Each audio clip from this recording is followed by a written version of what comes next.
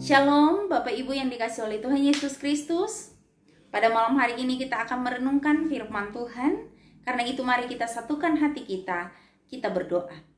Damai sejahtera Allah yang melampaui segala akal, itulah yang memelihara hati dan pikiranmu di dalam Kristus Yesus Tuhan kita. Amin.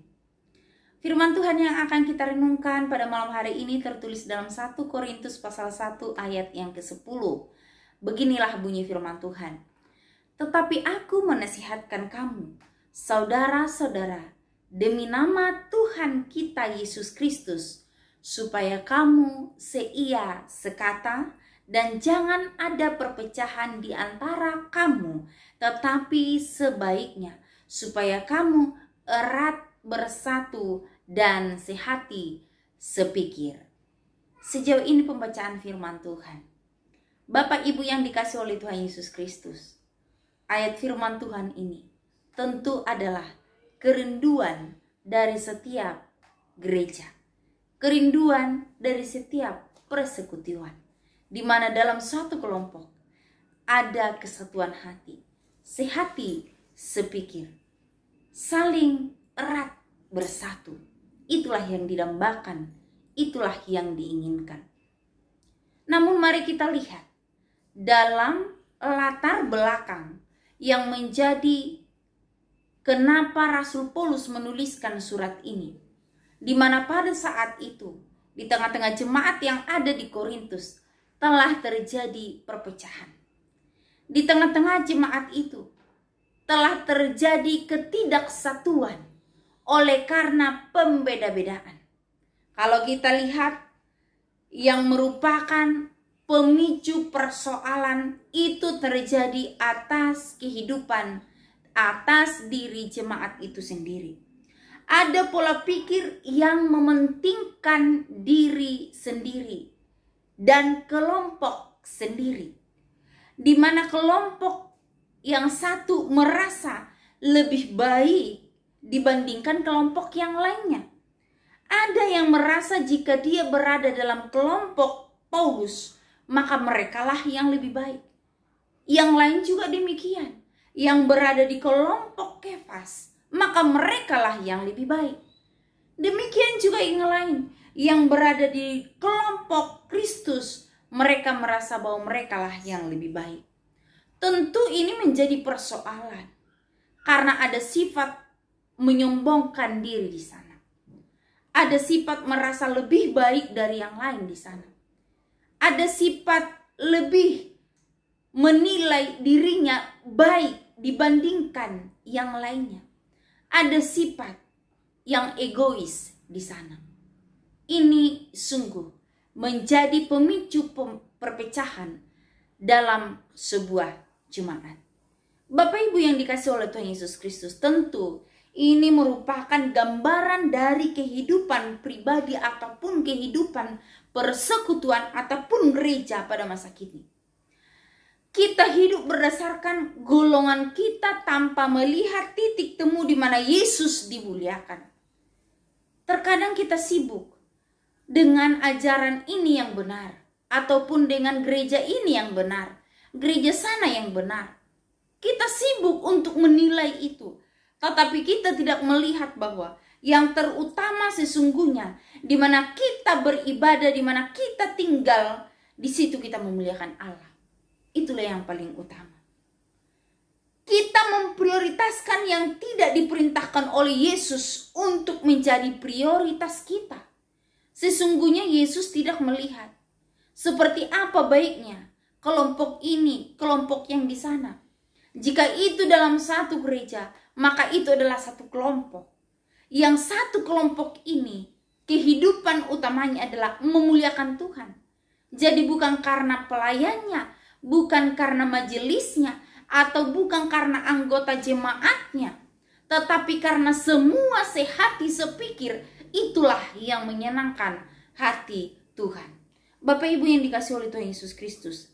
Karena itu Rasul Paulus menasihatkan jemaat yang ada di Korintus pada saat itu.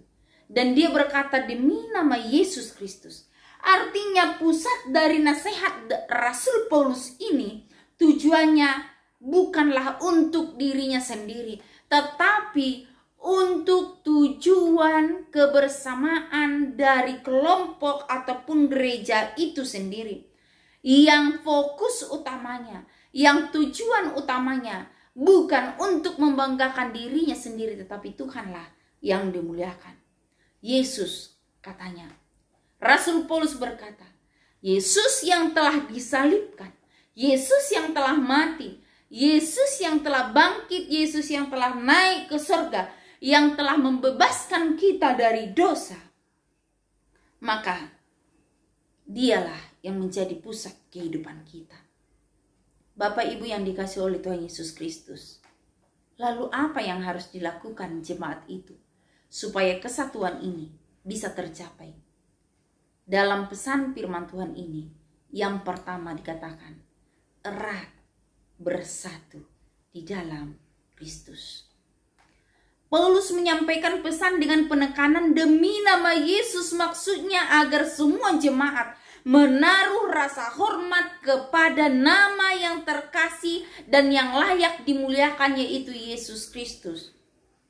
Tuhan Yesus Kristus yang olehnya kita semua dipanggil supaya kita umat ataupun seluruh jemaat Tuhan bersepakat untuk mempusatkan hati dan pikiran menyembah Allah, memuliakan Tuhan Yesus, mengagungkan Dia yang telah mati dan telah menebus dosa kita.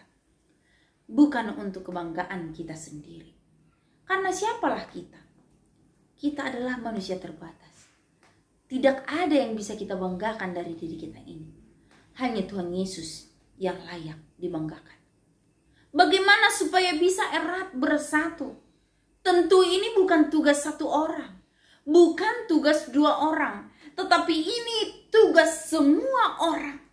Kalau dikatakan erat bersatu, berarti ada kesehatian untuk terus mengikatkan diri satu dengan yang lain kepada Yesus Kristus. Bapak Ibu yang dikasihi oleh Tuhan Yesus Kristus. Yang kedua yang menjadi pesan dari Rasul Paulus adalah sehati sepikir. Apa yang membuat jemaat tidak sehati sepikir? Tentu yang membuat jemaat tidak sehati sepikir karena ada yang merasa lebih baik dari yang lain. Tidak mau menerima pendapat yang lain, tidak menerima kelebihan yang lain, tidak saling mendukung satu sama lain, maka tidak sehati sepikir.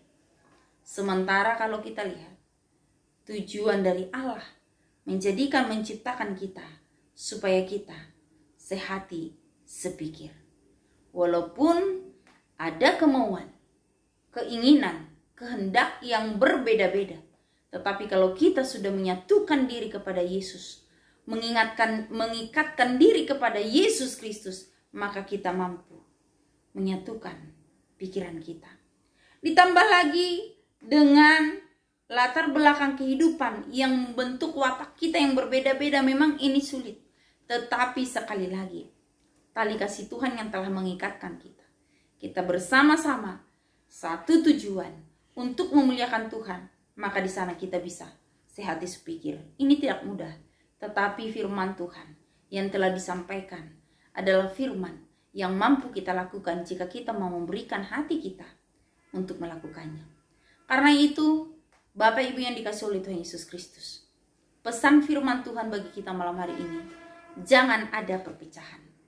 Jadilah erat bersatu di dalam Tuhan. Sehati sepikirlah untuk memajukan iman. Karena dengan demikian, maka kita menjadi golongan yang menyenangkan hati Allah. Golongan yang sehati sepikir untuk memuliakan Allah, dan Allah di sana akan menjadi bersukacita melihat kehidupan umat yang demikian. Biarlah firman Tuhan ini menjadi pendorong bagi kita supaya kita erat bersatu di dalam Tuhan dalam menjalankan kehidupan di dunia ini. Amin. Mari kita bersatu dalam doa. Kami bersyukur untuk firman-Mu Tuhan. Kiranya firman-Mu ini menguatkan kami, supaya kami dapat melakukannya dalam kehidupan kami tiap-tiap hari. Erat bersatu sebagai umat Allah. Inilah yang Tuhan kehendaki. Mampukan kami Tuhan untuk melakukan firman-Mu ini, sehingga kehidupan kami menyenangkan hati Tuhan. Inilah doa kami Tuhan, berkati kami malam hari ini. Dalam nama Tuhan Yesus. Amin.